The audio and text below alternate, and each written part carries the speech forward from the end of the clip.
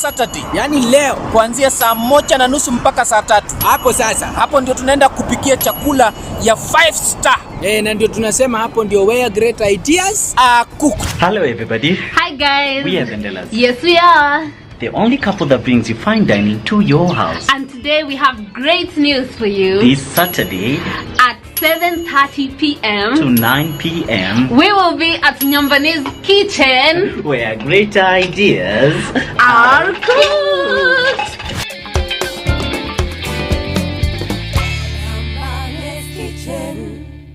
Nyambani's kitchen. Asante yes. Asante mwami. Mtumishi. Ndani ya Nyambani's kitchen leo, siku ya Saturday, yani leo kuanzia saa 1:30 mpaka saa 3. Hapo sasa, hapo ndio tunaenda kupikia chakula ya 5 star. Na ndio tunasema hapo ndio where great ideas are cooked. Hello everybody. Hi guys. We are Ndelaz. Yes we are. The only couple that brings you fine dining to your house. And today we have great news for you. This Saturday at 7:30 p.m. to 9 p.m. we will be at Nyambani's kitchen where great ideas are cooked.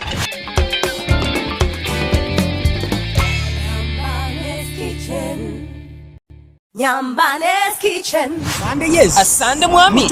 Mtumishi. Ndani ya Nyambani's kitchen leo, siku ya Saturday, yani leo kuanzia saa 1:30 mpaka saa 3. Hapo sasa, hapo ndio tunaenda kupikia chakula ya 5 star.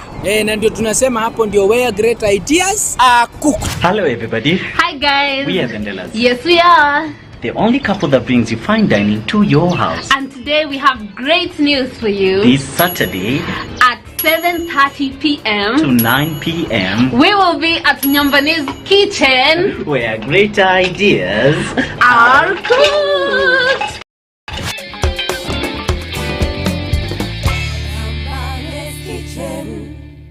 Nyambani's kitchen.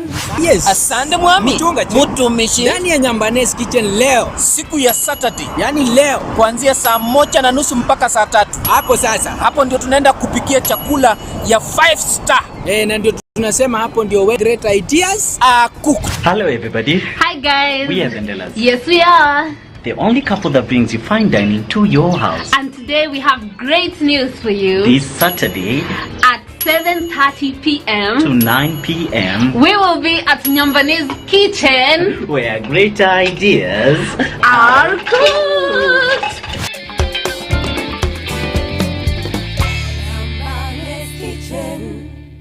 Nyambani's kitchen. Asante yes. Asante mwami. Mtumishi. Ndani ya Nyambani's kitchen leo, siku ya Saturday, yani leo kuanzia saa 1:30 mpaka saa 3. Hapo sasa, hapo ndio tunaenda kupikia chakula ya 5 star.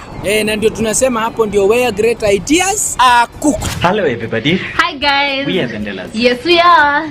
The only couple that brings you fine dining to your house. And today we have great news for you. This Saturday at 7:30 p.m. to 9 p.m. we will be at Nyambani's kitchen where great ideas are cooked.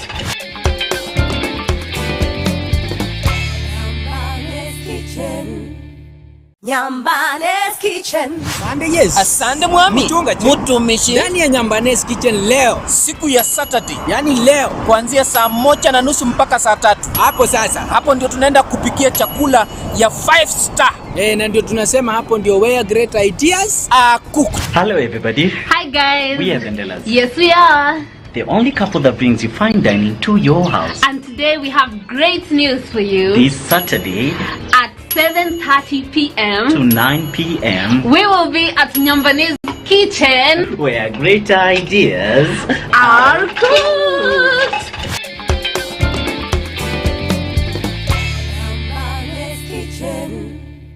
Nyambani's kitchen. Asante yes. Asante mwami. Mtumishi. Ndani ya Nyambani's kitchen leo, siku ya Saturday, yani leo kuanzia saa 1:30 mpaka saa 3. Hapo sasa, hapo ndio tunaenda kupikia chakula ya 5 star. Na ndio tunasema hapo ndio where great ideas are cooked. Hello everybody. Hi guys. We are Ndelaz. Yes we are.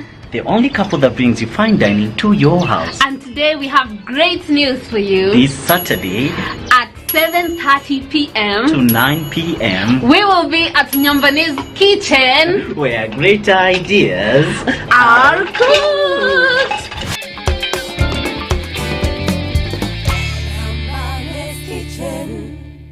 Nyambane's kitchen. Asante Yesu. Asante Mwami. Mchungaji. Mtumishi. Ndani ya Nyambane's kitchen leo, siku ya Saturday, yani leo kuanzia saa 1:30 mpaka saa 3. Hapo sasa, hapo ndio tunaenda kupikia chakula ya 5 star. Na ndio tunasema hapo ndio where great ideas are cooked. Hello everybody. Hi guys. We are Ndelaz. Yes, we are.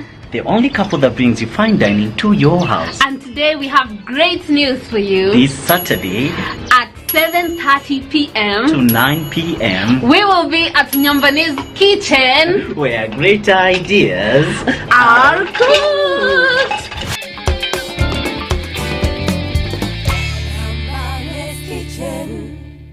Nyambane's kitchen. Asante Yesu. Asante Mwami. Mchungaji. Mtumishi. Ndani ya Nyambane's kitchen leo, siku ya Saturday, yani leo kuanzia saa 1:30 mpaka saa 3. Hapo sasa, hapo ndio tunaenda kupikia chakula ya 5 star. Na ndio tunasema hapo ndio where great ideas are cooked. Hello everybody. Hi guys. We are Ndelaz. Yes, we are. The only couple that brings you fine dining to your house. And today we have great news for you. This Saturday At 7:30 p.m. to 9 p.m. we will be at Nyambane's kitchen where great ideas are cooked.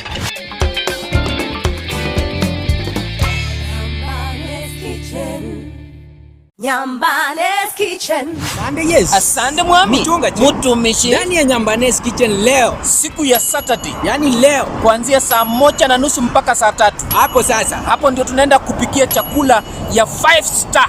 Na ndio tunasema hapo ndio where great ideas are cooked. Hello everybody. Hi guys. We are Ndelaz. Yes, we are. The only couple that brings you fine dining to your house. And today we have great news for you. This Saturday At 7:30 p.m. to 9 p.m. we will be at Nyambane's kitchen where great ideas are cooked.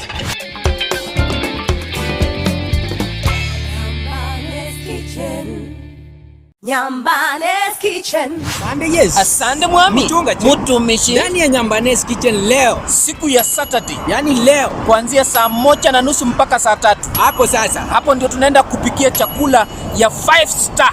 Na ndio tunasema hapo ndio where great ideas are cooked. Hello everybody. Hi guys. We are Ndelaz. Yes, we are. The only couple that brings you fine dining to your house. And today we have great news for you. This Saturday At 7:30 p.m. to 9 p.m. we will be at Nyambane's kitchen where great ideas are cooked.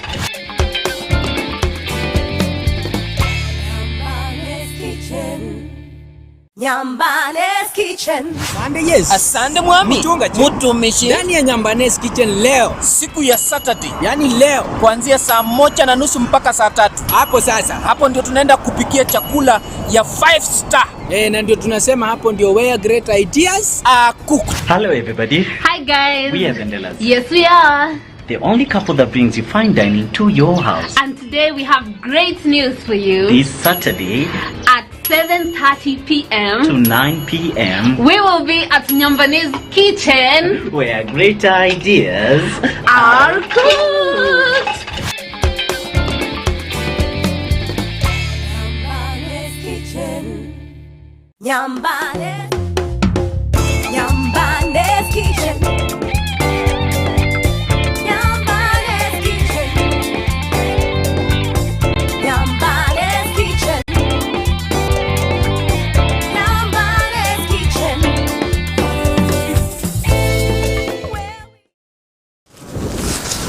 Greetings everybody, and thank you for making time to watch Nyambane's Kitchen, where great ideas are cooked. And we're glad you're watching on all YouTube channels, wherever you call social media, any channel that is on social media. That's where you find us at Nyambane's Kitchen, where great ideas are cooked. We're glad you're watching, and we're glad you've tuned in, and we want to know, first things first, where are you watching from, and what is it that you're expecting today? We've got a surprise tonight.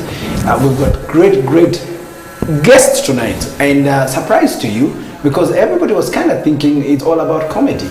No. This is about where great ideas are cooked. And so we just want to thank you for making time to be with us. My name is Walter Mongare Senior, your host of Nyambanes Kitchen, and I will be assisted today by our resident comedians. They have decided they are not going anywhere today, so they will be here co-hosting with me, and I look forward just to entertaining you for the next 1.5 hours. And of course, just other than in entertaining you, we will be informing you. Today, of course, you know, there was some statistics that were read out. We will be sharing them shortly. But before we take you straight into the cooking and straight into the great guests that we have tonight, here is a clip of the madmen in the market doing the shopping. Nyambanes Kitchen. Oh yes. Asante yes. Tuko ndani ya market. Tuko kwa soko vile mnaona. Tumeingia hapa ndani. Unaona vile green it's natural, vitu zimeiva yellow unaona? Kama sisi wenyewe. Ya kabisa, alafu ukiangalia upande huku kuna mandizi. Kuna mandizi. Nani anauza hapa? Customer. Where is the customer? Habari yako customer? Salimia watu Nyambanes. Customer ndio ule pale chini. Kanyaka mawe uonekane. Haya. Good. Wanakuona sasa. Sasa Mnauzaje pita? Mnauzaje? Pay affordable. Karibu sana. Mnataka kama nini na nini? Tunataka mandizi, tania, Vitu wana size ya 320, 20, 10 Huyu ni mlio nasikia natoka 20. Alafu maembe tuko na kuna kitu kingine inaitwa hii. Leta hii. Alafu hapa pilipili ni size yake. Pilipili ni ya Size yake 5 tena. 5. 310. Kuna kitu kingine hapa inakuwa na sukari. Hakuna basket shop. Hii ni pineapple ama ni banana? Ni pine ile Pineapple. Haya, weka hapo pineapple. Mtumishi weka huyu. Hii inaongezanga paipai, inaongezanga tamu. It adds blood. Very nice. Alafu maembe toto ngapi? tuangalilie ile msuri. Gapi. Chukua msuri. Kwa nini bali Ile kubwa. Tunataka quantity, tutaki quality. Kubwa kama hii. Kama hizi. Unaona kama hii kubwa. Kama ngapi? Leta senye simeifa, senye tunaenda kula. Unajua ni sisi tunaenda kula hizi vitu. Tuko Nyambanes Kitchen where great ideas are cooked. You're cooking everything. Unajua kupika nini? Wewe kwani unaweka soko mzima? Tosha hiyo. Unajua kupika nini wewe? Unasongea. Leo mnapika matoke. What is your recipe today? Leo tunapika. Hatuna receipt. No, tuko nayo. Leo na recipe today. Leo Recipe. hatutapewa. Recipe ni Mnapika nini leo? Tunaenda kupika ile kitu ambayo unaweza pika kwako nyumbani. Unaona kama unaendanga 5-star hotel. Kama uko na idea kupika job. Tengeneza si lazima chakula, tupike tu chakula. It's very great ideas are cooked. Yeah. Okay. Tunaweza pata namba yako. Unahitaji Pitisha zingine hapa. Haya, kuna Mnahitaji oranges, Hii inaitwa orange. kwa sababu rangi yake ni orange. Sawa. Haya. Kuna green apples. Green apple. Kuna pink lady, the best quality. Pink lady ndio the best quality. Very crunchy. Huyu. Yeah. Pink Very lady. crunchy. Huyu anaitwa Wanasema ni crunchy. Tumepata mshirika hapa na atakuwa anatuimbia. Asante Yesu. Asante. Tuimbe. Papa unijaze roho niweze kumshinda shetani. Papa unijaze roho niweze kumshinda shetani. Asante Yesu. Asante Bwana. Haya, tukutane ndani ya Nyambanes Kitchen kuanzia Saturday saa 1:30 na Sunday saa 1:30 mpaka saa 3. Asante Yesu. Asante. Nyambanes Kitchen. Yes, those are our mad people. They are out there in the market. Sometimes I just don't understand what that thing of Asante Mwami, Asante Yesu. I don't know what that thing is all about, but they will explain more why they do that. My name is Walter Mongare. Welcome to Nyambanes Kitchen, where great ideas are cooked. And I just have the pleasure of introducing this couple that I met the other day. Someone mentioned to me, imagine all the way from Canada. That's how famous these guys are. Not even from local, not even from Kayole, where you're watching from, Nakuru, elsewhere over here, Rongai, diaspora and stuff. But this is from Canada, and we want to thank Dan. And I think I'll let Dan tell me more in terms of who are they're watching together with from Canada. But they mentioned to me these great guys who are in the show tonight. And I wanted to take this time to introduce They are called Ndelaz, but of course it's always necessary in an African custom kind of way. Huwezi ongea juu ya bibi ya mtu na bwana yake yuko hapo, so hapa hivi ni vile nakuwa too polite, niongee juu ya bwana yake alafu yeye atatujua about bibi yake, si ndio? Ladies and gentlemen, please put your hands together. Nyinyi weka mikono pamoja. Yes, you're the audience here. Put your hands together for the one and only Ndela.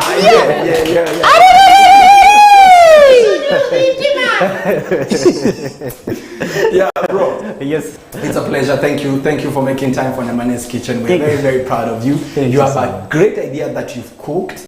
And so that's why you're on this platform, because we are proud of you. Thank you so much. Of course, you and your wife. So we don't know who came up with the idea, but this is where we pretend that it's not you, because you don't know. Okay? You know what happened. His story, and we just want to tell you that everything we are doing here is for the show. Disclaimer. Hata wakiongeleshana vibaya, wakitoka hapa, mna assume everything that happens in the kitchen remains in the kitchen. Yes. Please introduce yourself and introduce your other half. Hi everybody, we are the Ndelaz. My name is Nelson Mandela, and I'll take this opportunity to introduce my beautiful wife, Mercy Mandela. Did you hear that? Did you hear that? Yeah. You guys, did Yeah. you hear that? Yeah. Now, when you get married, you had. No, we are married, right? Na kama kid brother. Yeah, kama kid. I will take this opportunity to introduce my beautiful wife, Mercy Mandela. The two of us, we complete that name, the Ndelaz. Okay. Instead of keep on saying. So you are Dende, and she's the La. Yes, it's Mandela. Okay. When you say like the Mandelas, you just remove the Mandela, the Ma, and then you just left with the Ndelaz. Yeah, ingekuwa Mandela's, wakikawabani kama Kandela na Mandela. Hata umeenda mbali. Mimi nilikuwa nafikiri vingine, nilikuwa nafikiri Ndenderu. Ama okay, sorry. Wait, what's up? Sorry. Introduce the other half. Yeah, please. We are that couple that comes to your house and we cook for you with what you have. We bring fine dining. Now you see, I knew it. You didn't have the point. So let us now. Great. Hey, people, as you are watching, please just send a shout out to Ndela. Just let them know that you're proud to have them here. And as we talk, of course, Mom is going to talk to us about what is this great idea that they do. Yeah. But of course, you've noticed that mzee anapenda sana kupeleka kwa mama. That's how it should be. So this time of COVID, we will continue to discuss more about that. It's good for you guys to be a couple and to do things together. So La of the Ndelaz. Talk about what you do before we go into these glass and stuff. Okay, what we actually do is just bring fine dining into your house. We come to your house, to your kitchen, whatever ingredients you have, we challenge ourselves to bring good meal, a healthy meal to your table. Did you asante mwami?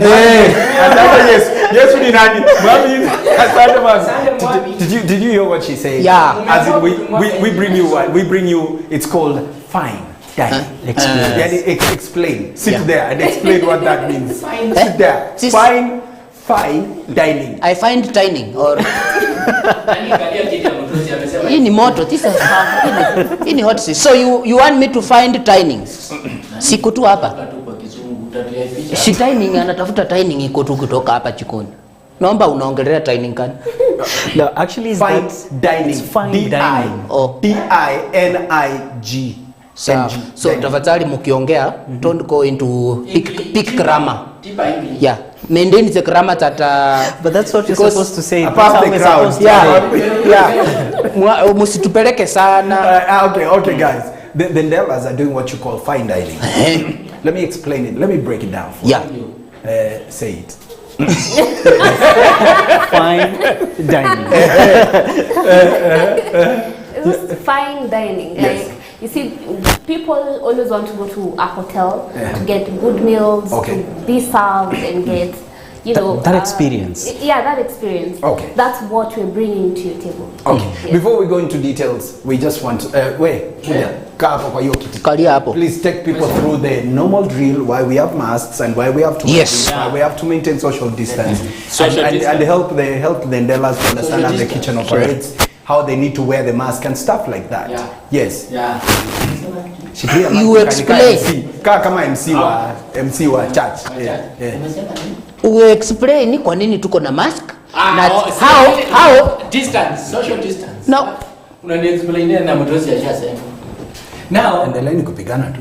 Why we have wacha turudi kwa Kiswahili. Kitabu ya English nielewa. Reason ya social distance na keep social meter. 1 meter away. Ndio hii COVID ipitie huko kwa wengine wale ambao hawataki kusikia maelekezo ya serikali. Kusanitize, kuhakikisha tuko wasafi na ile kitu tunafanya.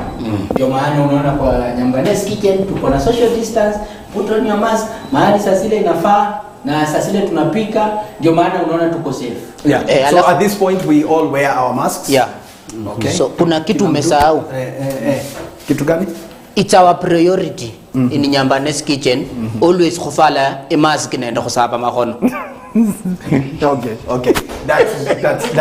That's Greek for kushala makono. That's what he said, and that's what it exactly means. Yeah. And kufala mask. That's also Greek to mean kufala mask. Okay. This is how we do it, and I think everybody can see. And so we will be getting ready to cook. We can't cook with all this, so you'll allow us now. Ndelaz, please, you can remove your gloves unless you need them, and we can do the masks, okay? So that we can speak freely. Now, you were explaining to us the aspects of fine dining. Yeah. Yes. Yeah. It's just bringing that.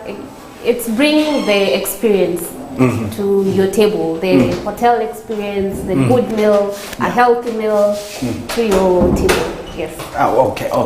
And what is this? What is this fine dining? Because I just want to understand from you, because Mama said it very clear that it's about bringing fine dining, and you see people buy experience. People come to the hotels to buy the ambience, to buy the experience, to buy the settings and everything else. So how exactly do you bring that experience to the house? Actually, you know, one thing that why we came up with this also concept is, you know, also in this fine dining, you're served with passion, with love, and that's most hotels you'll find people they will touch your heart in a very, very different way. Why do I say that? Because when we cook with love, when you cook with love. With love, because it's not, we don't just cook because we have to cook. Yes.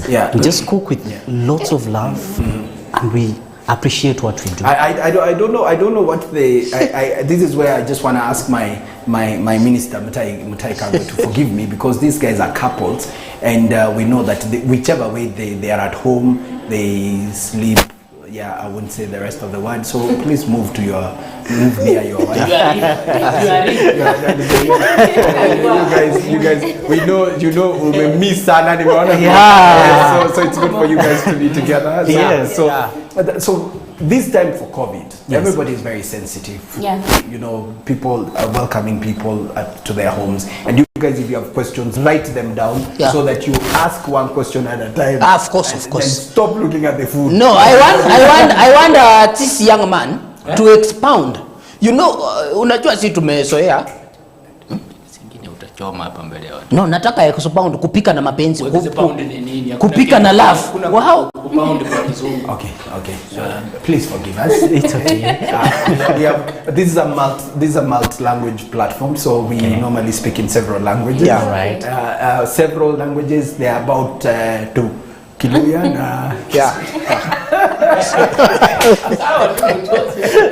We will try also try this. So Waluya, you're well represented. Thank you. So before you talk about cooking with love, now let us know how you found love. Now that's what we want to know. Nani alitune mwingine kwanza, because you guys kind of look alike. Really? You know, without respect, by the way, mutual respect. And now, now zoom in. Those guys look together. So are you cousins or something? No. Okay. She's low, I'm tighter. When David? Yes. Nasnava. Kufuma. Mwatate. Chavia. Yes. Yeah. For those of you who think I know Kidavida. I know his language. Which language? her language. Greet her. Inyakaji. Nyasiaya. Endelea. What Wona sumbi. Yes, if us. It's okay. Yeah. You know, if you don't know how Wachana nayo. don't struggle, don't make it very difficult. Like our governor from Machakos, don't make it very difficult. Yeah. If you can't speak it, just do it like Alfred did it. Etikure Jakomiawa Rotoro in Kisomodela. Yes, something. So don't mind what I say. Okay. So tell us, who found the other? And how come Siaya to Taita? Excuse me? God. No. Mchungaji. Hapa hakuna koti. Mchungaji. Hiyo Mungu wako. Yes. Lakini hapo rusha mstari. No, but actually it's a Wait, kaa hapo. Usiumie sana, kaa tu. Hii ni kiti ya mkeni. Mgeni wake Ameenda kwa half roho. Half caste. Oh, sorry. Half. So, who found the other? We actually met in church through a mutual friend. So Church. yes. Yeah, we met in church. That's why I mentioned God. Okay, what part of the church? Yes. Was it the time for offertory? Yes. No, the service was over. And Mtumishi, ile kitu mimi na wari hapa. Hiyo church service ilikuwa. Unajua, watu kama hawa wanajua mahali wanakutanianga. Hawa ni wa praise. Unajua praise and worship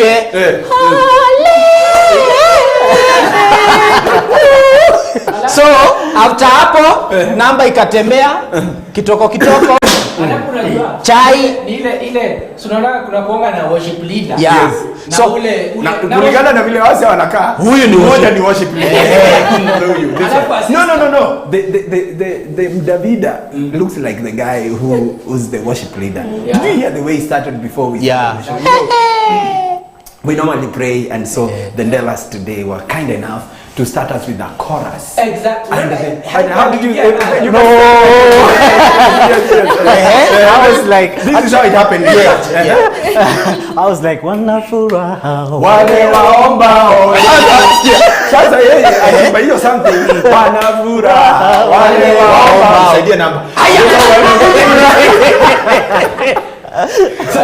So you guys met in church. Yes. Right? Yeah. So who approached the other first? No, what happened, we were introduced as friends. Like a mutual friend was like, hi Mandela, this is Mercy. And hi Mercy, this is Mandela. And then we became friends. wacha endelee. Are you in love? Stop. Was he a he or a she? Wachana The nayo. one who introduced them.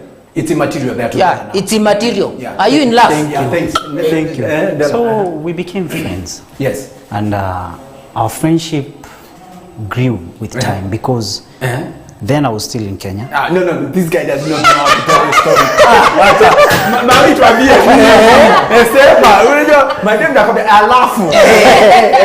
Yeah. Say it as it is. Yeah, so after we were introduced, Yes. ilianza tuka urafiki. Just friendship. Yes.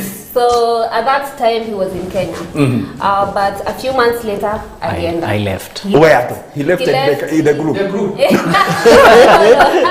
he left Saudi. He used to work in Saudi Arabia. Oh. So it was a long distance friendship, long distance relationship. As she's talking, make the long distance. Long So it was a long distance relationship. Yes. Then here we are. Yes. Yes. No, you guys are editing. You guys are editing this story. The Ndelaz are here to bring you what you call fine dining.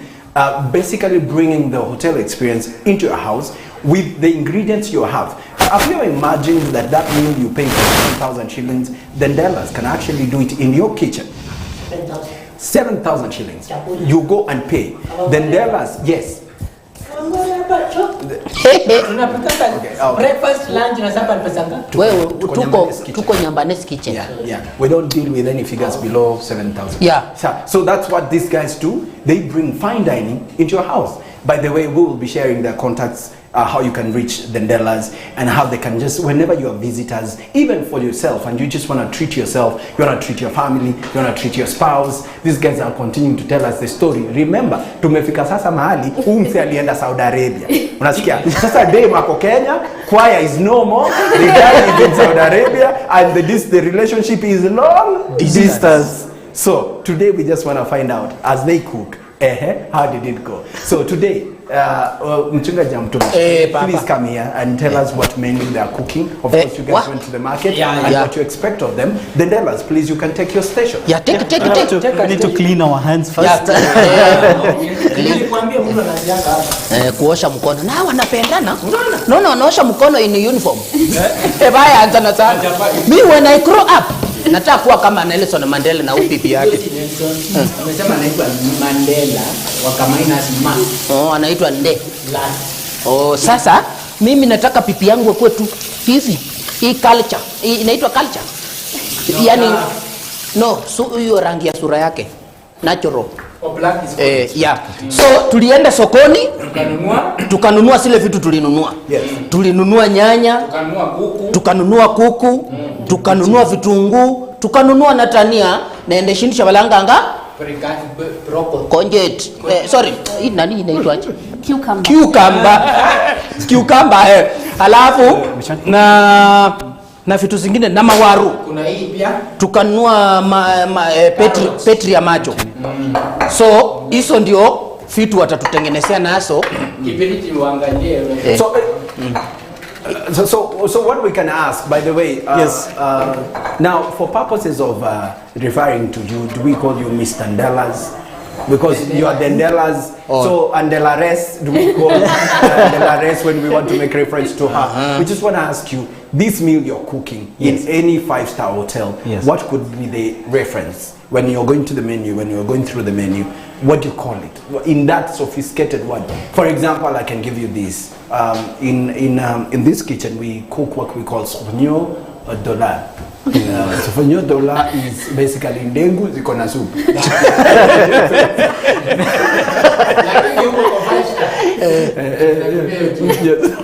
So what do you call this? So for us, you just call this maybe in not that's a sophisticated name. Yes. You can call it creamy mashed potatoes with honey glazed chicken. Honey glaze. No. Ataweka honey kwa glass. Honey glaze. Yeah, honey. Did you get what he said? Yeah, he said. What? Honey, mashed. Say the entire. As we are continuing. He said mashed potatoes. Yes. And chicken. Chicken. No. Okay, ni kuku ambaye imetumbukizwa ndani ya asali. Simbo. na mafiasi. Sasa unajua hata mimi na lunch. So vile kulienda from distance.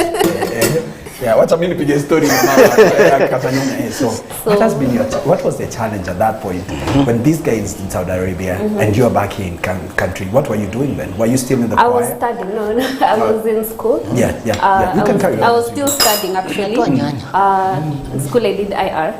So, but it's been you did IR. International relations. Thank you. So. Oh yeah, mami.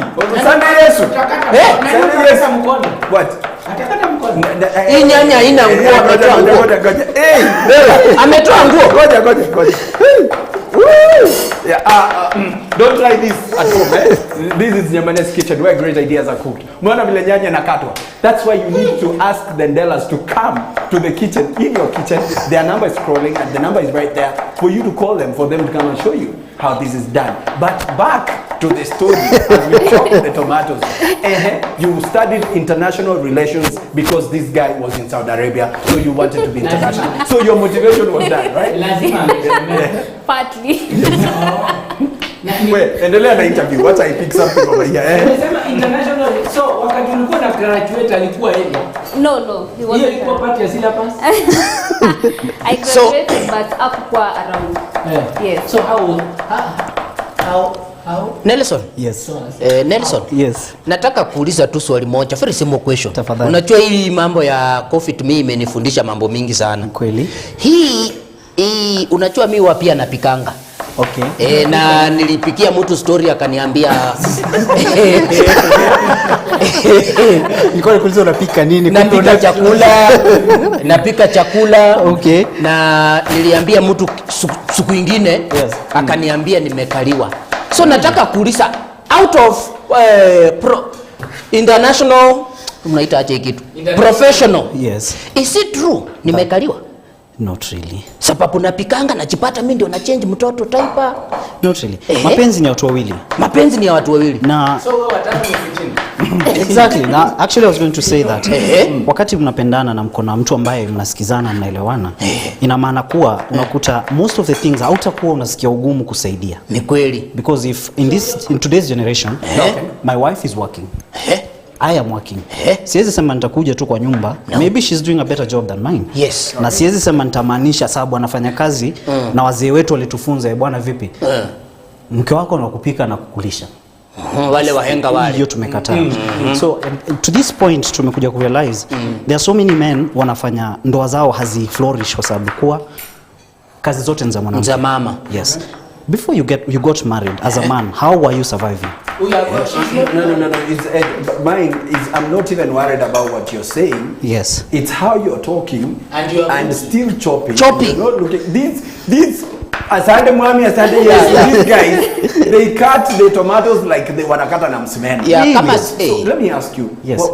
How did you arrive on the technique and stuff like that? Why do you do the stuff you do the way you do that? Ni uzoefu. Once you get used to it and you do it with passion, trust me, you will learn. It took me a couple of years to get this skill. Okay. See, niliamka one day and I was like, okay, no. There's a time I used to work somewhere, kukata tu nyanya na vitunguu. Okay. Kibarua tu, you just go somewhere, wanakuwekea hapo, okay, tukatie hizo. Okay.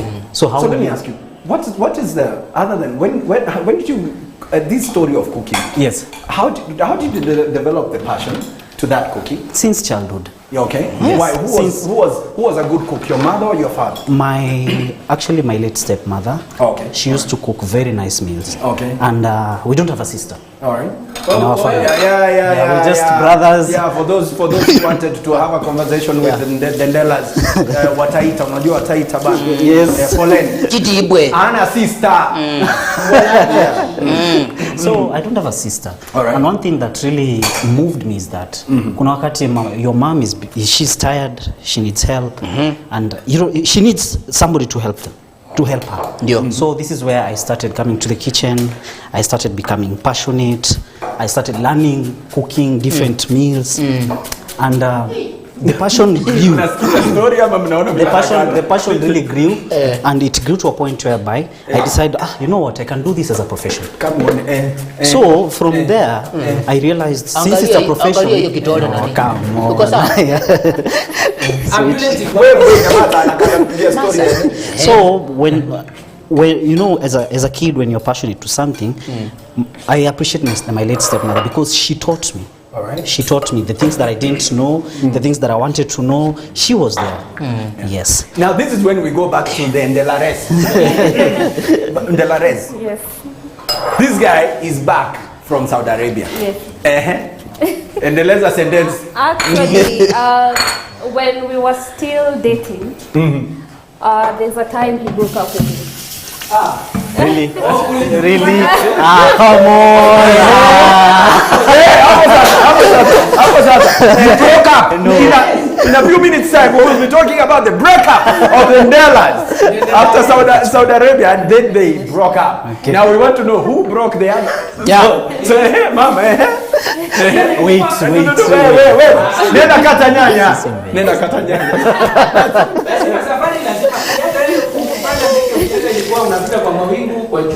Bora vipi? Guys, wait. No, nani? Mpe nyanya, mpe. Shika nani? Shika, enda hivi. Muka break up. So he broke up with me. This man. When? Tuache ni story ni yake. Okay, sawa. Yeah, so after breaking up with me,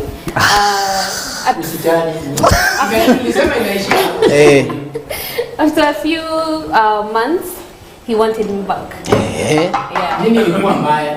No. Were you available? Did you hear your story after a few months? Yeah. he wanted her back. Paka. Now let's go back to those who wanted the others back. Paka. Kukaendaje? Now that you wanted her back, sasa story iliendaje? Hiyo 3 months ulikuwa na do nini? Man, ilikuwa ngumu. No, there are so many things that actually happened and went wrong. Zama, unajua vile amesema? Ina journey kuna kupanda, kuna kushuka. Kuna alafu wewe tuambie wacha story ya kushuka na kupanda. Nisaidie kitu kimoja, uniweke kwa fridge please. Niweke kwa fridge. Uko na mtu bwana. Leta. Tuko na mtu wa mkono. So those 3 months. Najaribu kulenga story but anyway. Those 3 months it was a few months. And I just thought like I didn't do the right decision.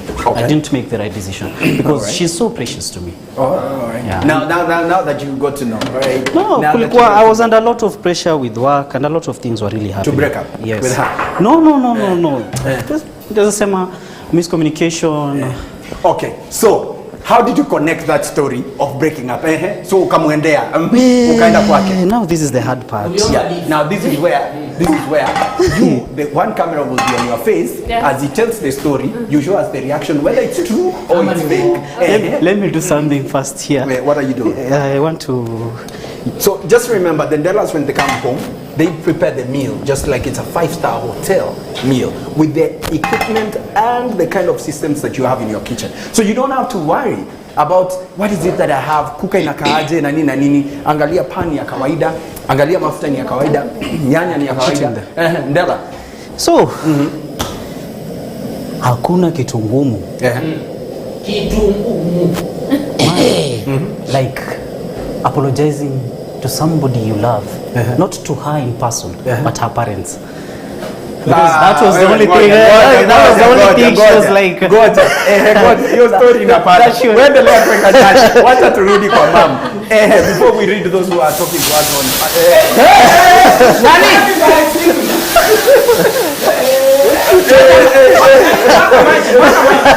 No. Nataka maji. No. We got it together. You get it. You can get that. There's only one who get it. Nice. To surprise you. By the way, that's how 5-star. That's how the 5-star cooking is.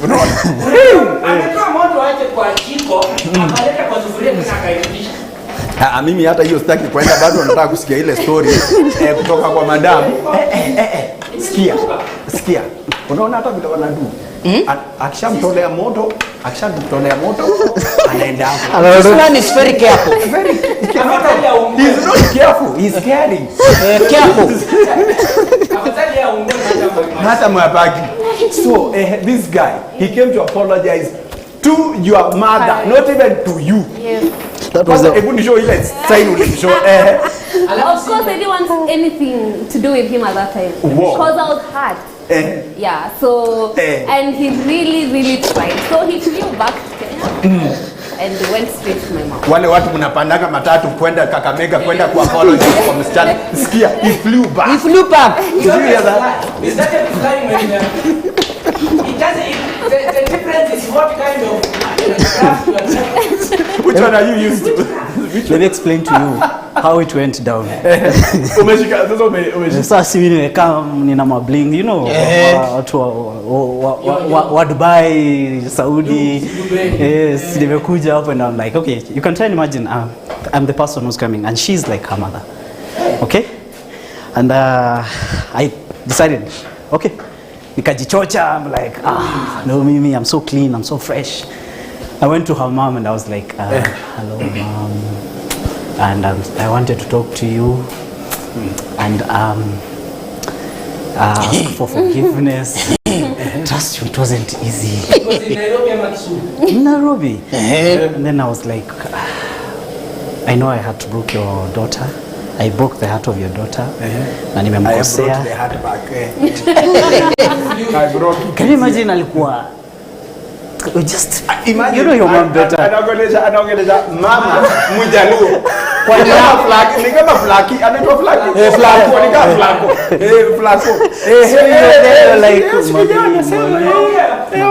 Mami, sikuwa Kenya due to the pressure ya kazi.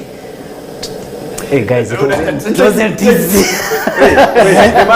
Unasikia unse alikuwa anatumia zile stories zote za kitchen. Unajua vile sasa akiongelesha anakumbuka pressure cooker, anakumbuka heat, anakumbuka visu kukata, anaanza kumwambia due to pressure, anatumia zile msamiati za yes, the relationship was juicy. But I went the first time. Yes, it didn't work.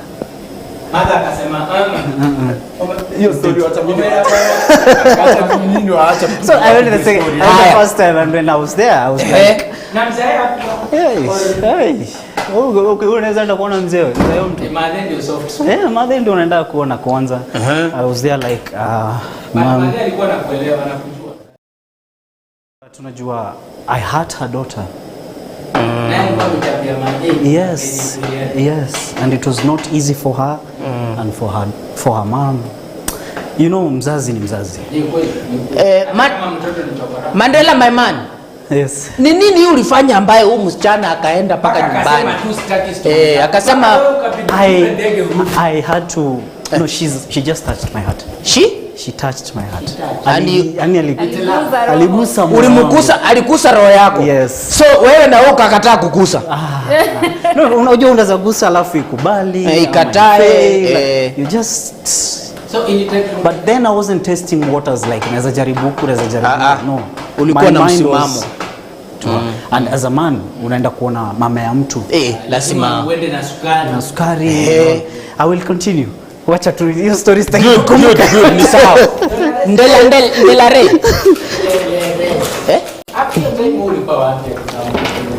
I was home. Alikuwa kwa bedroom. Hapana, nilikuwa nyumbani but sikujua anakuja. Chili. Yeah. Chili ni kama pilipili. Pilipili. Unajua ukisema chili unatupeleka mbali. Endelea. Ulikuwa kwa bedroom. Sasa hata sikujua amekuja. Sasa ndio mama akaniambia baadaye alikuja akaomba msamaha. So mother alikuwa side gani? Yako ama ya? No, alikuwa mzazi. Ni mzazi of course. So lazima angekuwa side yako. Alikuwa mzazi. So you see, why do you guys want me to talk? No. Nataka niongelele. Kuna mtu wako hapa nje anafurahia story, anafurahia sana. Actually na anashindwa atafanya nini? Unajua si rahisi man. Si rahisi. Ni ngumu. So Mandela alikwambia the only advice I can give, umekosea demu na unampenda. Ndio. Na unamaanisha kuprove kwamba kweli she's everything to you. Jaribu hiyo channel ya wazazi. So for your information, kamera ya nyumbani kwa wapi? For your information, isi ya mafisi tafadhali. Hii ni ya watu ambao wanapendana. Mafisi ngocheni next week. Yeah.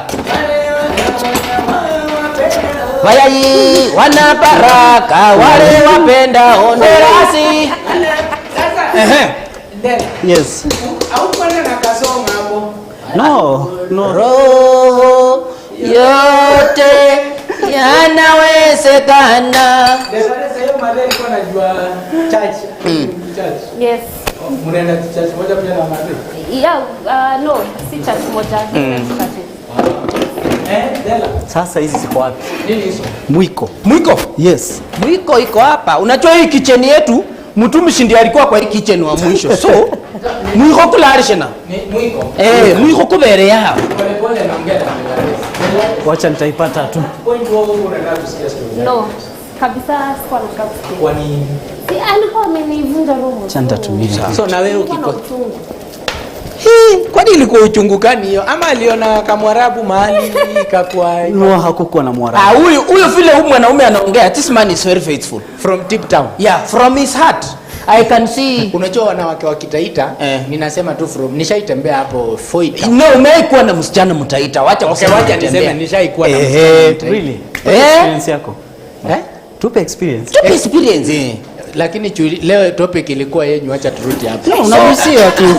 Acha turudi kwa sister. Sister, naona umemwaka kama nini? Hiyo ni Whipping cream. Whipping cream. Masiwa. Sasa hii ni soup. Hii ni soup. Hii ni sauce. Sauce. Ni sauce tu. Sauce. So nikuulize ache sister ama utaona tu. Acha nikikuita pipi ya Mandela utakasirika? Si ni mke wake. So kwa nyumba ni wewe unapikanga ama ni chama? Si wote tunapika. So watching news ama mna watch news, mkimaliza ku watch news mnaingia jikoni.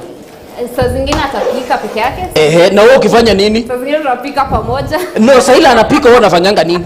Hakuna. Na mkipika pamoja mnaambiananga ni chakula. Sasa kwa hiyo jikoni. Nataka work tu ni jikoni yenu. So Mandela ni Mandela. Babe, nibadilie. Mandela ako huko, so vile unamuitanga tu babe ama jina gani sweetie? Acha naonyesha. Acha naonyesha. Songa Ndio huyo Mandela muonyeshe. Wacha nikutafutie mwiko. Unajua Mtumishi amesort hiyo shida. Wamesort. Unajua ulipea wale watu walifanya harusi juzi tu hapa nje. Wapo wana mwiko ukawasaidia. Sijui kama uliendea. Mwiko. Unaona wanafanyanga salty. More salt. Endelea. Umesikia nimwambie salty. No, more salt. Wewe unaambianga pipi yako hivyo hata hauna. Learn from here. You use this fire. No, I will just turn on this. You see? You communicate. that is called love is communication. Yeah. Warutele hapo anaona hii. Anaona. Nani Ndelaz? Uko na sister? So you can deal with this. Okay. Anauliza kama uko na tata. Uko na tata? Kama I'll show you. Ndio. Tata Pandol. Tata Pandol. Anauliza tata. Uko na watatu? Yes. Wameenda ama pato naweza toa hiyo sahani moja huko. Moja shaenda. Moja ameenda. Plus wewe so wawili. Yes. So ni wewe uko class? Moja shamaliza. Mwingine ndo anamaliza university. Kwa hivyo pato. Utanipea namba tu. Namba ya nani? Namba ya nani? Wacha. Lazima uproof love. Tafuta kiberiti na nini ndani. Iko kiberiti. Ndio hiyo nyingine hapo tu. Siko mingi tulinunua. Sawa. Good.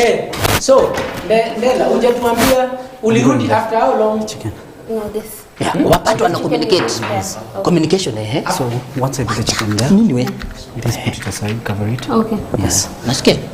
Ndela naweza ingilia hapo. Au uingie kufanya nini? Na request after how long sasa ukarudi? Ndio mother akasema few months later. No, after I came I spent almost a month, but before I went back, kukakuwa na makubaliano because waliona hakuna acha wa waste ticket nyingine ya ndege na ilikuwa labda alikuwa analipa.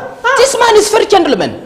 Wewe hata kulipa tu kwa wewe ndio wewe mama nyumbani. Wewe Mbukinya unaendanga December pekee, unaendanga hata ni hata nangochanga ifike 500 ndio niende. Alafu unashukia Kangeni. But sasa unajua the challenge is it's a long distance relationship. Very tricky. And you have to maintain it. Kila siku simu. Wewe ulikuwa unapiga simu mara ngapi? You will talk through the phone every day. How many hours? No, it depends because also I had a very busy schedule ya kikazi. At least alikuwa anaelewa, but also another challenge is that mimi nilikuwa a different shift. Sasa ile analala mimi niko. Sasa ile amelala mimi nimeamka. Ndela I can feel you. Unajua pia mimi niliwahi kuwa na long relationship. Yes. Niliwahi kuwa. So nilikuwa naweka credit ya tao, niongeleshe madam anakataa kushika simu. Wewe niambie nitapeleka wapi 1000 credit. My friend, nimeweka I can feel you. Because I feel you jamaa. It was all the sacrifice to me. Yeah, what sacrifice? Kwa sababu nipendeke ukana. Ai man. Kama unapenda mtu, you'll do anything. Mpende from the bottom. You'll do anything. Yeah. Because si rahisi. Yes. How do you feel like ako huko mbali au jamaa sijui anafanya nini ukakuwa tempted na mwingine hapo kwa huyu alikuwa ameokoka. Huyu ni mtu anakuwa ameokoka lakini upendo unajua. Sisi wokofu watumwakangi upendo. Sina kuwa tempted. No. Ulikuwa pia wewe ndio amekukasirisha huko umeamua ati sasa natafuta mtu mwingine. No. It takes time to heal. Yeah, like me. It took time to heal. Ulikuwa unaugua nini? Huyu alipea mtoto ajifu mimba huko. Na sasa nani amekwambia uambie watu nilipea mtoto ajifu mimba? Hiyo ni kama kuinvest kwa serikali. That is an investment. Government mimi niko na shares kwa serikali. Na naomba tu Mungu aendelee huyo chief aendelee kukaa kwa mamlaka. Bwana Natembea alikuwa anaongea. Chief. Bwana Ndela. Yes. Tena unataka tuweke match rate? No. Bado. Hii style siipendi. Hii style bado. So my sister, naomba shemeji. Ni nini nilifanya tu ukapenda huyu mtu? Ukarudi ukasema na kulikuwa na watu wengine tu wengi warefu, weupe, wanono, wenye vitambi. Ni nini nilifanya tu ukapenda huyu mtu mfupi, ako na macho ine na hapendi kuweka nywele? Ni nini nilifanya ukapenda huyu?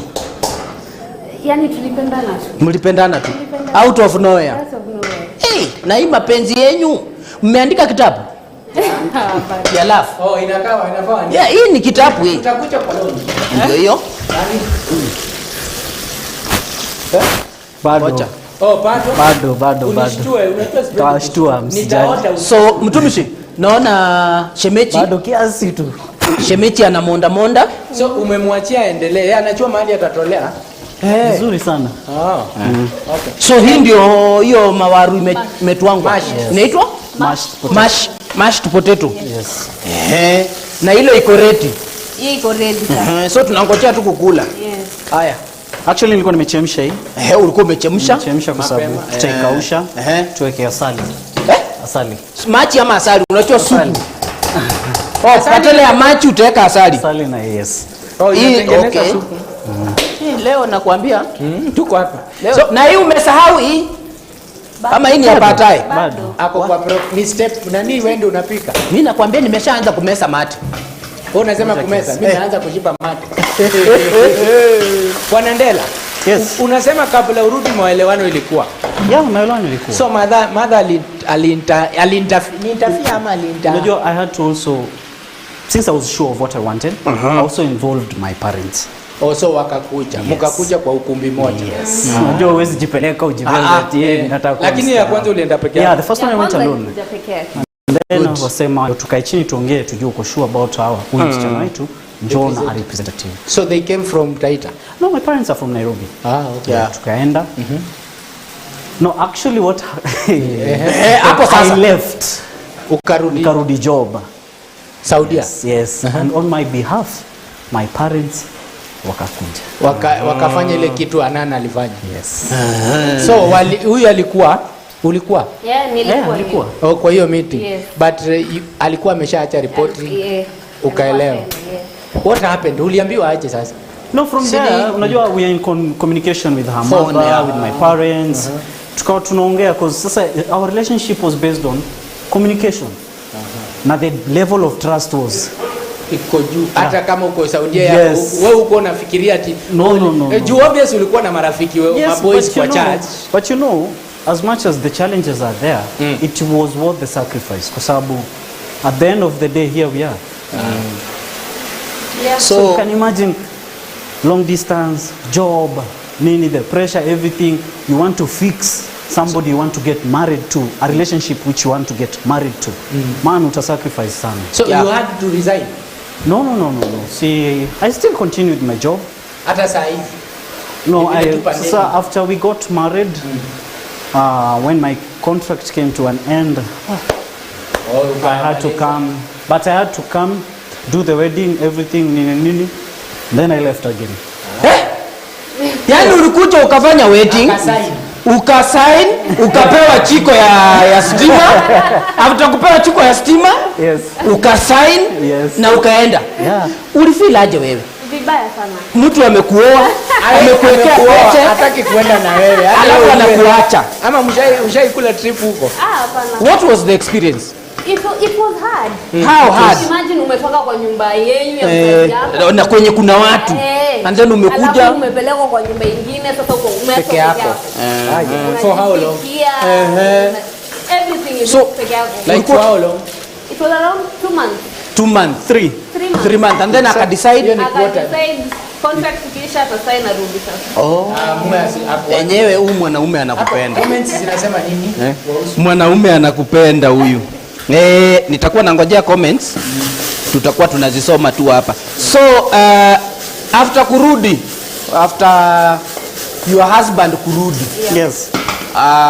Hiyo sasa ndio wakati mlianza Kujifundisha kupika ama hii kupika ilitokea wapi ama ilikuwa Kupika ilikuwa. Unajua siku wetu si wote ni wasichana. Kwenyu. So huyu ndio kichana peke yake kwenyu. Kwa saa hii. Kwa wawili. Ndio maana anaringa hivi. Sababu kwenyu hakuna mwanaume. Unajua kwao pia hakuna msichana, ndio nini? Wewe pia ndio msichana kwao. Hii familia ni familia mzuri. Azini wewe ni wanaume, kwenye ni madeni. Yes. Na sasa ni vice versa. Yeah. Okay. So akarudi Kwetu si ni wasichana. Si upika. Mmezoea kupika, mmefundishwa si kama hawa. Wanakula kwa hoteli. Sorry wewe ndugu yangu. So from there, yes, I came back. Pale tumekaa na unajaribu kuangalia strategy because you're looking for a job also, haupati. And you know the situation back 2019 ikiisha. Ndio? Yeah, things was a bit tough, businesses were closing. Boom, COVID happened. Yeah. Choosing too. Yeah, when COVID happened, we were like, what? And she was still a worker. Yeah. Ulikuwa bado na work. Yeye amewacha job, amekaa. Yes. Wewe kazi ndio hiyo. Sasa So we sat down and we decided, you know what? Let's start our YouTube channel. Ndio? A YouTube channel that I started with hibiscus tea. Maua hii. Pokale kanatokanga. Yes, nikapika chai and I had a camera. I was like, ya simu. Camera, no, nilikuwa tuna camera. Huyu ni mtu amejipanga nani? Okay. So from there, nikachukua video. So hiyo inaitwa nini kucheki? Hiyo kucheki hiyo. Kutoast. Toast. Ndio. Fanye nini? Toasting. Badala ukoroge. Unajua umeitokesha huko kukimbiza tena wewe umeitokesha. Anyway. Wacha ichoke. Safari yake itaishia mdomoni. Hapo hapo. So unakuta we sat down, we were like, you know, what are we going to do now? Sasa hiyo ni around February there. Hii mwaka? Yes.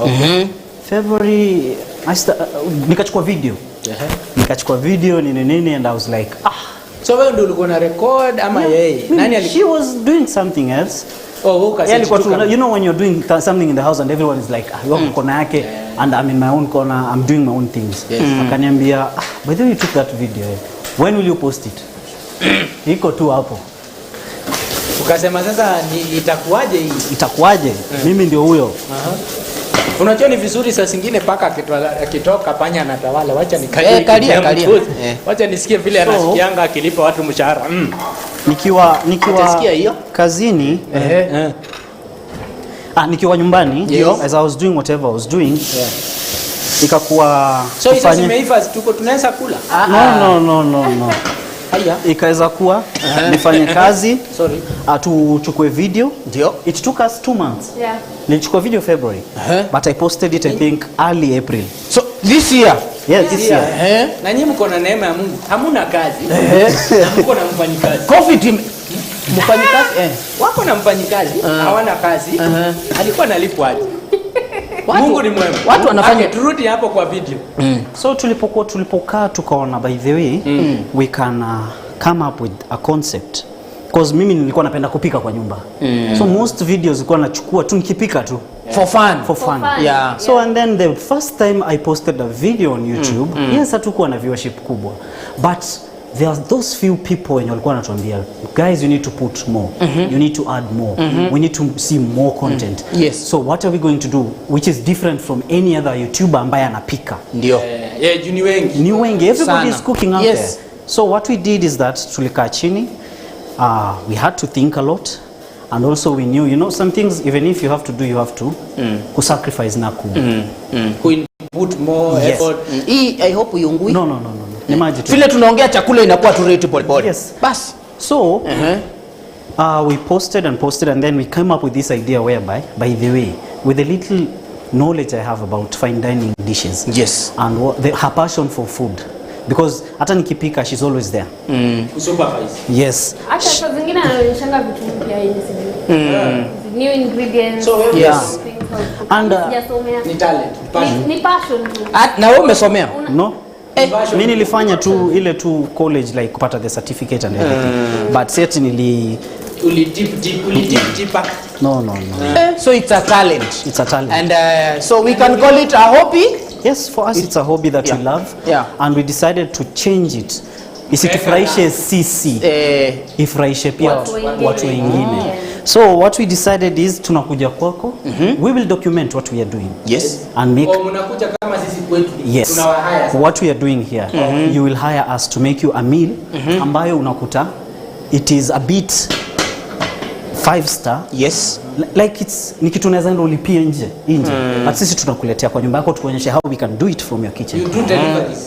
Yeah, we can do deliveries. Cooking yani. Yes. Now we bring the experience to you.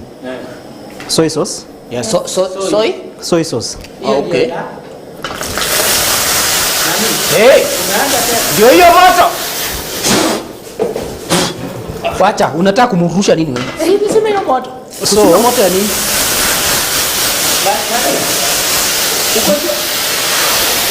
Hiyo ndio inaitwa soy sauce. Hiyo moto kuingia kwa sufuria. It's sizzling. Sizzling? Yes. Kwa? Sizzler. Hiyo ndio sasa ndio umeweka kuku. Yeah.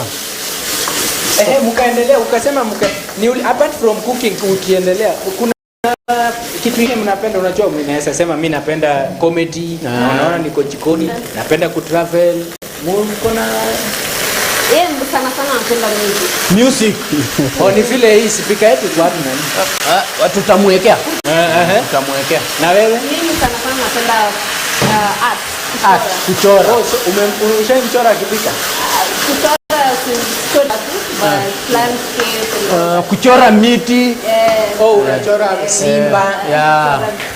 Uokopangi simba unaweza ichora ichomoka. Si imelala. Anaichora ikiwa kwa cage. Yes, itoka. Wow. Then mkaendelea. Asali. Yeah. So asali kwa kuku how? Kwa nini? Ndio maana inaitwa chicken honey glaze. Honey grill. Honey glaze. So umesema ulikuwa unanielezea unaleta anakuja kwa nyumba. Anakuja kwa nyumba yako. We do all this. At an affordable price. At least tutatuachia kitu kidogo. Bora no, huyu alikuwa anataka kuchoma nyumba but tumesima. Tumehandle. Tumemweka maji. Tumehandle. Whoa. This looks what's that you're using? Honey. Honey. Yes. So this is what do you call this? Honey glazed chicken. Honey glazed chicken. Yes. There is honey glazed chicken wings, but we decided let us do the whole chicken. Okay. And see how it turns out. Okay. And voila. Yeah. Excuse me, guys. Those of you who are watching us at home, and I'm going to read your messages shortly on those who are watching us on Facebook, on Twitter, on YouTube, at Nyambane's Kitchen. By the way, we have a great artist that we want to speak to all the way in Denmark. His name is, yes, I will be telling you more about that artist who's been stuck there. So being quarantined, being stuck, being in isolation does not necessarily mean that you can't be creative. So we'll be talking about that guy shortly. And if you notice, at Nyambane's Kitchen, that is where great ideas are cooked. And Ndelaz bring to you fine dining, cuisine in 5-star hotels, 7-star hotels into your kitchen. So their number is on the screen. You want to get in touch with them. You have a 3. You want to treat. Yeah, just pass. you wanna cook. You want to cook. You want to impress your wife like he's impressing the wife every day. Please give them a call or talk to us at Nyambane's Kitchen. There are great ideas. Nyinyi, mumepanga? Tumepanga.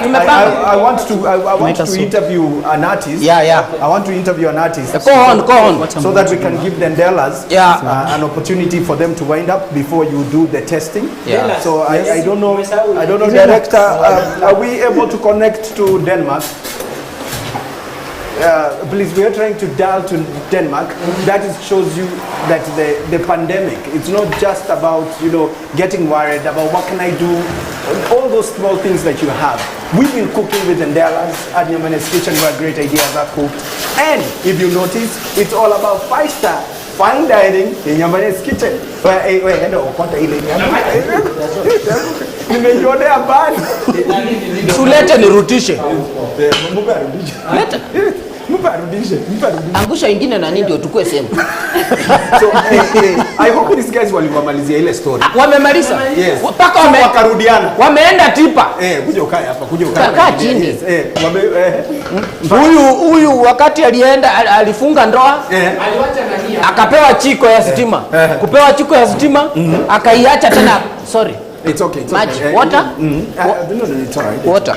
I'm good. Akapewa chiko wakati alifunga ndoa ama kufunga pingo za maisha. Tena jamaa akaenda tena ng'ambo kufanya kazi. Akawacha mhana. Msichana. Okay. Alikuwa amewacha stamp. Lakini sasa stamp. Did you see that? Yeah. We are learning something. Vinegar. Repeat. I repeat. Wait, let me put this and then I will give For the viewers, not us.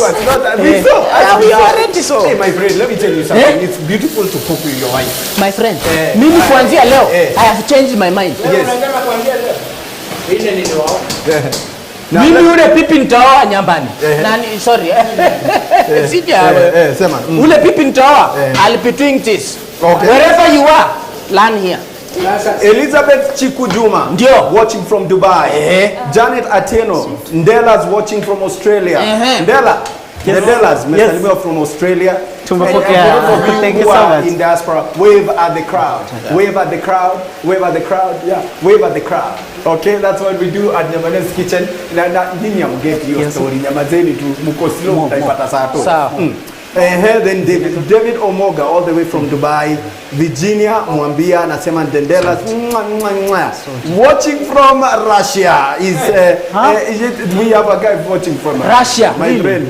Lilian Amonde watching from Buruburu. Irene Mokera watching from Nairobi. Meshak Odwor Utawala representing in the house. Dio. Now, director, are we ready to speak to this great artist who's out of the country? What? Yeah, that's how ni kitu imetoka ndani yako. Yeah, by the way, let me ask you, is that reminds me, yes, wakati muliambiwa you may now kiss the bride. What happened? We kissed. Okay. There was no shame. Hakuna shortcut wala nini. Acha nikusaidie. Sorry. Anajua ile kitu anakaa chini. No, leo wewe ndio unapikiwa kaa chini. Okay. Mnafikiria ni ugali tu mnasumbuanga watu hapa. Watatengeneza. Kaa chini. Basi mwatengeneze katoko kawaluya. Now let me ask you. Yes. Hebu zoom into this yani. Hey. Just hiyo kuku imeweza. Look at that. Zoom in kabisa. Go tight. Yeah, just go tight. Forget about us. Just go into that sufuria. This is what the Ndelaz can actually bring to your kitchen if you just give them a call. It's called, these COVID manenos, it's not just a bad idea, but it also makes you innovative. Yes. And that's what these guys are doing. By the way, what business were you guys doing before? Before you decided to be innovative. Before she was selling baby clothes. Baby clothes? Yes. After you made her pregnant? No. That was the inspiration. It's just inspiration, guys. Motivation. So from there we, she was doing baby clothes, but it never went that well. All right. Mind you, as I was telling them, yes, I had to quit my work. Oh, okay. For her, yes. For her, I know. Definitely. I know. That's where you do.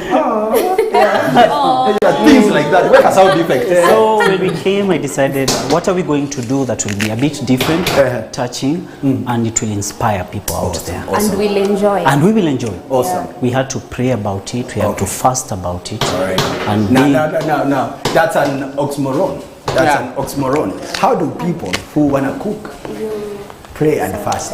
I don't get that story, but hey, we have Tony tuned from Italy. Tony, thank you. We have majama show imeanza kuwa mpigo. Leo ni ile day tumekuwa tukingoja wiki mzima. Johnny kutoka Kiamaiko. Johnny anaelewa history. Inakaa. Then kuna mwingine hapa anaitwa Imelda from Kasarani. The show is awesome. I like everything about it, and we just want to keep talking to you. Director, I want us to talk to the guy. I think the director is telling me we're ready to speak to one great artist. Director, are we connected? Awesome. I'm just getting into now. I'm connected all the way in Denmark. What happened is this gentleman, a great artist of this great land, flew out of this country, and he was on his way to some country to perform, and then things happened. If you can hear me, I'm talking about the great artist Makadem himself. Makadem, if you can hear me from wherever you are in Denmark, please just talk to those people who don't know what you do, and what is this inspiration that made you do some of the great things you're doing. If you can hear me, Makadem. Ndelaz Kitchen. My name is Makadem, and Makadem is here in Denmark. This is my room, and I've been here since 24th of February. I came for the Nyatiti Euro tour on 17th of February, and we did our tour successfully with the Uhuru Republic in Italy. You know what Italy means? In Italy. And we combed Italy all the way from Milan, where I landed, to Genova, then we went down to La Spezia, to some places, to Milano, where I took off on 23rd, heading to Denmark. And I'm fine, ladies and gentlemen, I'm fine, I'm good. I came here to pass, it was a transit going to Germany. I came first because I had 10 days, and so I wanted to stay here for 10 days, then go to Germany, but of course things happened and Denmark locked down back then, so I had to stay here. Yes. Makadem, thank you very much. And we know you being holed up the whole time in Denmark. It's not easy, you're in another country, but I hope you're also in touch with our Kenyan embassy to give you any support they can give you. But above all, what is it that at this particular moment, how have you been able to survive? What innovation do you have right now that has kind of made you be like everything you're doing? How exactly are you innovating, knowing that you really depend on music, you depend on performing out there? How are you innovating now that you are in quarantine in Denmark? Yes. It's quite interesting that nowadays things that we took for granted, like just doing an interview on your cell phone, like I'm using my cell phone. I've done shows using my cell phone. I've done, when I was doing the Resilat for the Gordon, I did it using my cell phone. I'm about to do a show for some festival in London in 2 weeks. Same style, you know, so these are things we took for granted. I mean, not being so professional to shoot, or using a professional person to shoot. Now you can just do it and people will appreciate it. Like the video for the pandemic is I did most of those things myself. I just put my phone on the wall, pin it there, and and here we are. So like here I am on Ndelaz Kitchen in my room with my phone, and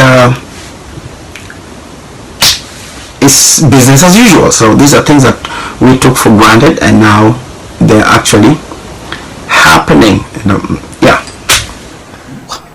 Awesome work you're doing out there, Makadem. We really appreciate your innovation and everything else. And this brings me to the question. There's a club banger or a hit that you've just put together, being in quarantine and being stuck in transit, and the song is called Pandemic. What exactly inspired you to write Pandemic? What exactly inspired you, Makadem? The dispute is not about ownership of the pandemic, because let me be clear here. The pandemic is my song. I came up with the idea, and I needed collaborations, because those are some of the things I do when I travel outside the country, is collaborate with the local artist in that place. So in this case, I was collaborating with the DJ producer Fafa and Wafande, who is Denmark's finest dancehall rapper. So the dispute is on release. His company had issues with him having another release when they're also releasing. He's on a huge label, and so they wanted it taken down, and they were really sure that I should take it down. But the next day they called again and said, okay, Makadem, here's the deal. Don't credit him, don't have him in your video, so but we negotiated for his royalties, because he's an artist and he's done his part. So I did most of the songs, he did the verse. So what I want you to be clear here is the dispute was not about ownership, but the release and crediting of Wafande, who is Denmark's finest dancehall Papa. Yeah. Makadem, thank you so much. I know a lot of copyright issues, a lot of music kind of brings a lot of stuff and questions, but I'm glad you've been able to resolve that story. As we wind up, and thank you, we've been cooking with the Ndelaz, and I'm sure you've been watching from Denmark. We just want to ask you, what is that you want to tell the guys who are out here, your fans who are listening to you, who know now that you're well in Denmark and you're being innovative and you've got a big hit which we're about to play? What is your parting shot as you go, Makadem? Here's my parting shot. Always keep your hands clean. We talk about in this pandemic, what I call a pandemic, is generally the best thing you can do is keep your hands clean, because your hands touch everywhere. So one of the most important thing is these hands. These hands will touch your mask. These hands will touch everywhere.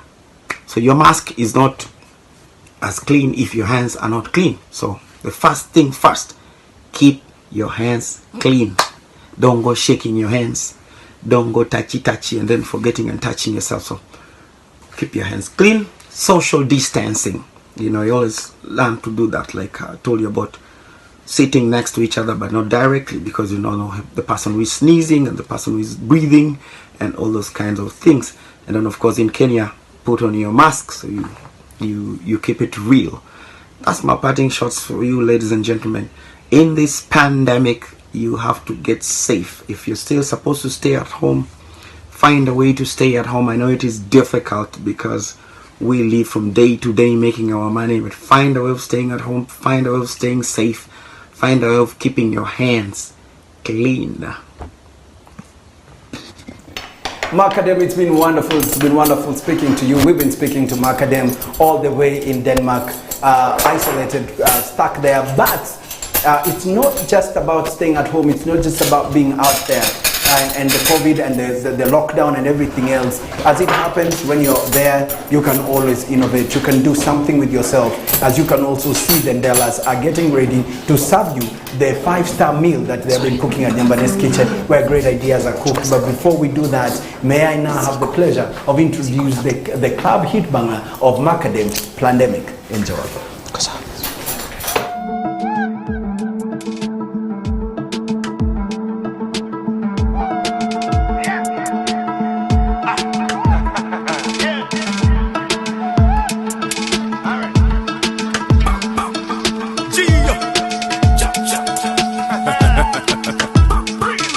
This is a pandemic.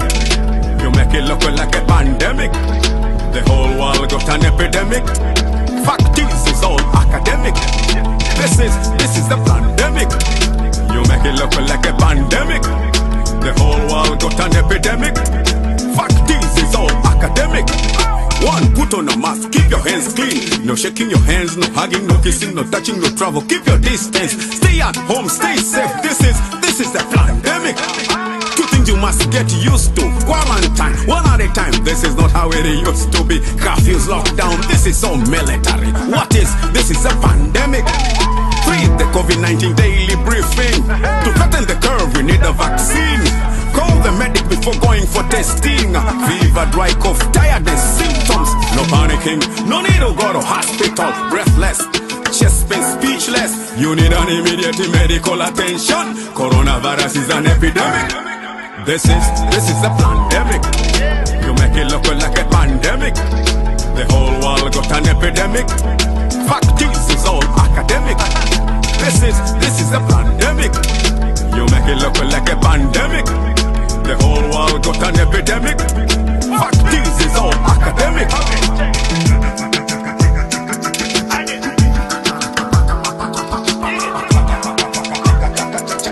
Fact is all academic.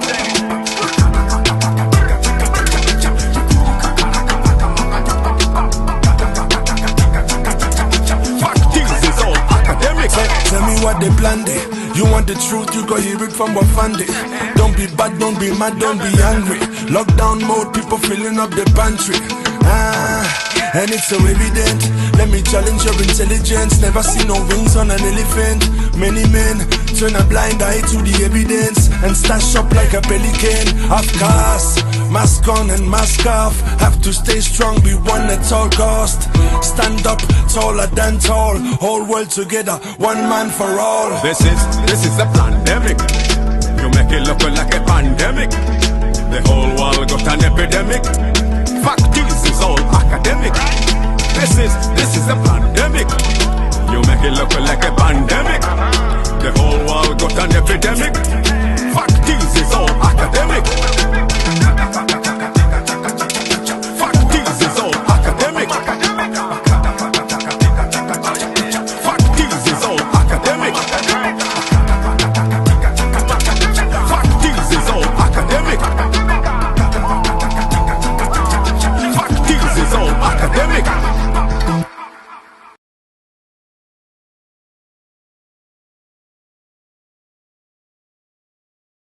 It's a Pandemic by Makadem, playing right here on Nyambane's Kitchen, where great ideas are cooked, and you can be sure that is a great idea that has been cooked well. And by the way, we have about 15 minutes before we sign off. We just want to tell you thank you for your viewership. We thank you for tuning in. We thank you for subscribing. Go to YouTube, subscribe, and talk to us. We've been cooking with the wonderful Ndelaz, the Ndelaz themselves, bringing you what you call 5-star cuisine kind of dining, fine dining into your kitchen. All you need to do is just give them a call and they'll be speaking to you. My boys, there is something that we need to do today.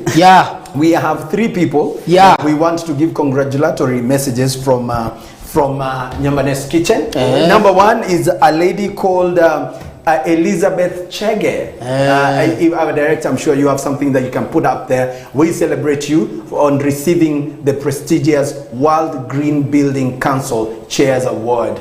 Those are Kenyans doing some great stuff. In this country, at this moment, we have about 2 presidents. And that is the President of the Republic of Kenya and, of course, the President of the Chambers. Okay, Banangatia, the President of Kenya, in what Kenya Association? No, you guys, KCCI.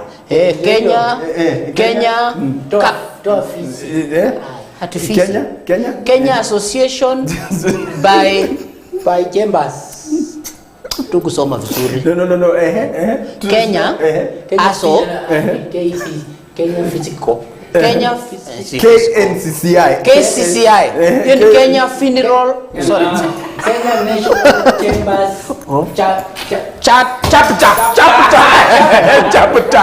Chapter. Mr. President Banangatia. Happy birthday. Happy birthday, Ngatia. That's the President of the Kenya National Chamber of Commerce and Industries. KNCCI. Huyu mmoja. Yes. Tulisoma na yeye.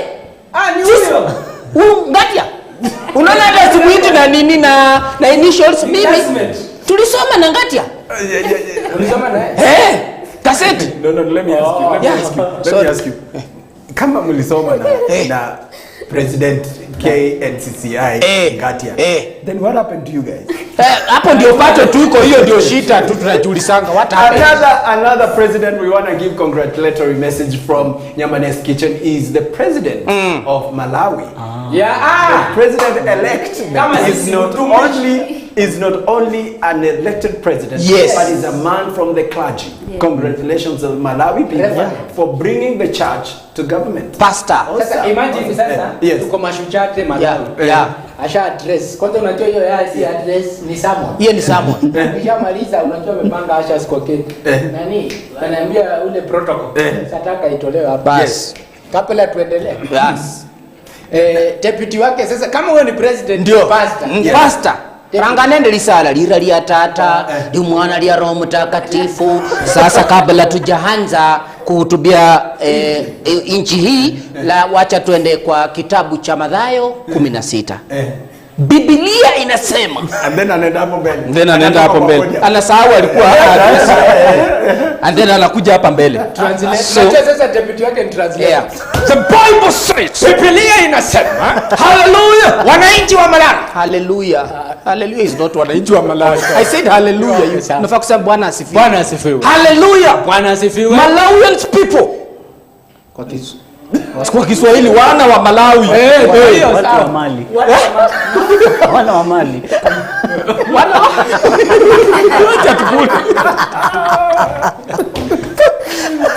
Ndelaz, it's been wonderful to have you. Thank you. It's been awesome you guys being here. Kuna kitu inakosa. Mbona hakuna ukali? Ngoja watu introduce kwa hiyo. Okay, sawa. Labda wanaleta ukali. Shida yenu iko wapi? Tuendelee. Ndelaz, please take us through.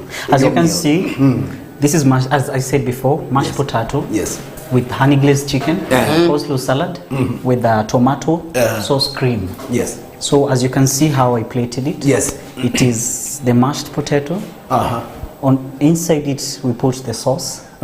And the honey glazed chicken by the side. All right. And your coleslaw salad. Yes. Set. And for you guys who are watching from home and you're wondering exactly how did the Ndelaz arrive on that meal, the ingredients are very simple and they're right in your kitchen, and all you need to do is give the Ndelaz a call and they'll come and show it for you. But before we do that, ma'am, yes, what were the ingredients so that we understand? Hapo naona kabichi, hapo hapo kuna nini, kuna viazi, hapa kuna vitu Ingine ndio sijui inaitwa nini. Ukali ya nini? Ukali ya tomato. So okay, for the salad, it's just carrots and cabbage with mayonnaise and a touch of vinegar. For the mashed potatoes, it's just mashed potatoes with a little bit of milk. All right. For the sauce, it's tomatoes with whipping cream. Okay. Yes. All right. So ngoja kabla nini? Ngoja endelea. Leta vitu zote hapa. Leta paka ukali na kila kitu. Ni hivi zote. Hivi zote. Ngoja kwanza. Tulikuwa tumejipanga. Ndio nini? Ni tunawachua. Tulikuwa tunawachua vizuri sana. Leta kisu. Leta kisu. Sasa unaweza kaa. Haya sasa wacha Okay. Mtumishi na Mchungaji. It's okay. Hata sisi tupeane ingredients. Na sisi tu hapa sofa. Kuna ukali. Wacha nipeane ingredients. You need to have a sufuria.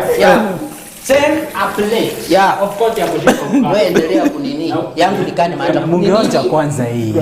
Mungeonja kwanza hii. Hey guys. Alafu mimi ndio nagawa. Haina shida. Hii ni yetu. Mtakula. Shika. Okay. Thank you. All right. Acha toa mkono. Shika. So actually nitakuomba niombi ni taste, wana taste, sisi tutakula pamoja. So let me share this meal out. Now you can see what the Ndelaz can do in Nyambane's kitchen. Some great stuff right here. So as you're out there, you can go on a close up. Just see exactly what these guys have done and how they have packaged this in a great nice way. This is how we do it in Nyambane's kitchen, where great ideas are cooked. And we've been hanging out with Ndelaz. And now we'll be doing the food testing. As you are at home, sisi tunatafuna, una meza. I'll see you. Mboga ni gani? Mboga hii. Hii ndio unasema ni sukuma kabichi na unasikia pilipili mazi vile kama yako. Ingekuwa pilipili ya matura. Au unaona ile na Ile mayonnaise inaweza kula ukali. Acha niongeze. Yaani hiyo kuku ilikuwa imeisha. Wewe utaingia pinguni. You will end direct. And then utawapea shingo. Shingo ni ya huyu. Ongezea hapa. Ndela. Yes sir. Bwana na Bandela. Mimi ndio manager wao. I'm their manager. Yes. Hii hata haitaki ukali kumbe. Onja huma ukali. Kula ukali. Unajua sisi vile tunapenda. Shika. Tutasema na chomba. Sasa mimi sikuharibu hesabu. Sasa kuharibu hesabu. Unaona Ndela? Yes. So Ndela, yes. What is the parting shot that you want to share with your viewers as we've been watching you and spending time with you? Kapilipili, by the way, to test. Kuleni pole pole. Kama mko kwa hoteli kubwa. Sit down. Sit. Muna misbehave. So, yeah, eat. Yeah. Yes, Ndela. As you have seen, we just did, it took us 45 minutes, 1 hour for 30 minutes, 1 hour 30 minutes, let's say, to be precise. And we prepared this meal with love. You couldn't know that we're going to make such an amazing food. As from you, you just said it's just awesome. You see, once we get such comments, it touches us in different ways. No. And this is one reason why you should call us. We come and prepare something as special as this one, which is also added some little bit of pure love. That's a beautiful part. Cooking with love. That's how the Ndelaz are actually doing. At some point of the show, did you see what they're doing? Walikuwa wanaonjeshana. Mwonjeshe, ngoja mwonjeshe. Naja kwako mkubwa. Hebu mwonjeshe. Tender love. Mwonjeshe wewe. Mwonjeshe. Wewe mwonjeshe mimi ndugu yako. Wewe kwa mama yako. Mom, do you have a parting shot before I give this madman a time to do a parting shot? We just thank God, actually, and we thank you for having us here. Yes. And thank you guys for watching and supporting us, continue supporting us, and we love you all. Thank you. Sasa mtu akitaka atamaliza pandi mwisho. Yes, mom. Yes, thank you so much. Mtu akitaka kuwanunua. Yes. Msipige mwingine hao. Just give us a call. Okay. We want to say bye from us. Wave at the crowd. It's bye from us. But before we go, we want to encourage you who's at home that the concept right now is about us flattening the curve. At Nyambanes Kitchen, we make sure that everything we're doing is just making sure that we keep social distance, we make sure that we sanitize, we wash our hands, and this is what the crew has been doing to encourage you exactly what you need to do. It's bye-bye from us as we continue to share this. Director, if you can share the message with the viewers out there. My name is Walter Mongare Senior. I've been your host of Nyambanes Kitchen. Good night and see you tomorrow. We have Sponi Msambi and who else? Zuleka. They will be entertaining you tomorrow night. It will be smoking hot, just like the Ndelaz have been doing it. Good night from us. Subscribe. Nyambanes Kitchen.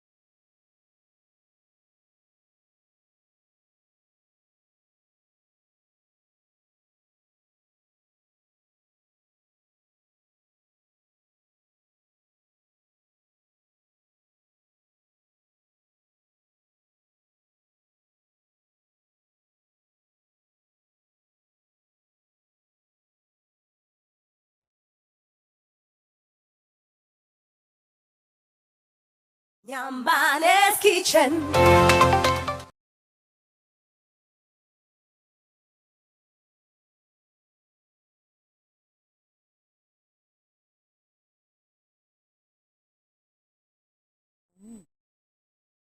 Lazima ufinye mashed potatoes ka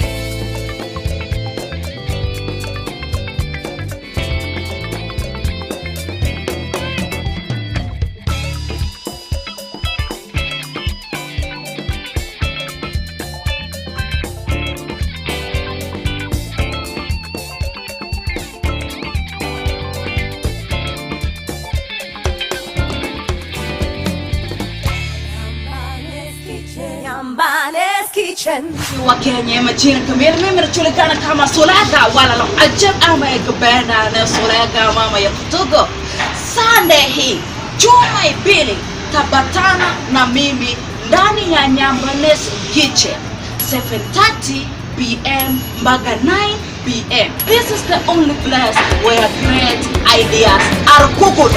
Nyambanes Kitchen. Yes, mambo vipi? Mimi naitwa Boni Musambi na nimechoka na hii story bwana. Rice Sunday nitakuwa ndani ya Nyambanes Kitchen nikikutayarishia mlokoi na tukibadilishana mawazo hapa na pale, kwa sababu in Nyambanes Kitchen is where great ideas are cooked. Thank you for your generosity. From the heart of Nairobi, Kenya. Nyambanes Kitchen. Nyambanes Kitchen. Nyambanes Kitchen is all about supporting our artists who otherwise would not have an opportunity to entertain you and an opportunity for them to make a livelihood. To keep the kitchen cooking, you need to support it by donating as little as $20 on the paybill number that is on your screen, and of course the cash app number that is scrolling on your screen. We thank you for your viewership and thank you for your generosity. From the heart of